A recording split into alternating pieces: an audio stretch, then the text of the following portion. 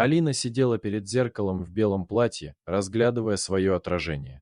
Глаза покраснели от слез, руки дрожали. Сегодняшний день должен был быть самым счастливым в ее жизни, так говорили родители, так шептались гости, так требовало общество. Но для нее этот день был концом свободы. Ее выдавали замуж за человека, который был старше ее отца. «Ты будешь жить, как королева», — твердила мать, поправляя подол ее платья. Отец молча курил в углу, даже не пытаясь скрыть довольную ухмылку. Они продали ее, обменяли на деньги, дома, драгоценности. Когда началась церемония, Алина едва могла стоять. Она шла к алтарю, цепляясь за чужую руку, а по ее щекам текли слезы. Жених, Виктор Сергеевич, шагал рядом. Высокий, седой, с выражением, похожим на сожаление в глазах.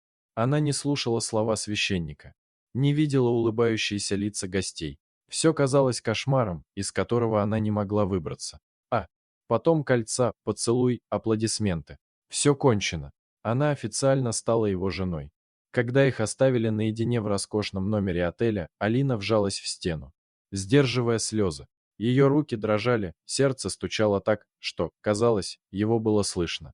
Виктор Сергеевич тяжело вздохнул и сел напротив нее. «Садись», — спокойно сказал он. Алина не двигалась. «Ты боишься меня?» Она кивнула. Мужчина опустил голову, будто размышляя, а затем неожиданно сказал: «Ты можешь уйти». Алина не сразу поняла, что он имеет в виду. «Как это уйти?» – переспросила она, голос ее дрожал. «Вот так, просто взять вещи и уехать». «Но, родители, это не семья», – резко перебил он. «Они продали тебя, как товар. Ты им не нужна, кроме как средство обогащения». Алина молчала. «Я не тот, за кого меня принимают. Да, я богат, но мне не нужна молодая жена, которая будет презирать меня всю жизнь. Я согласился на этот брак только потому, что видел, в какой тюрьме ты живешь. Я хотел дать тебе шанс выбраться».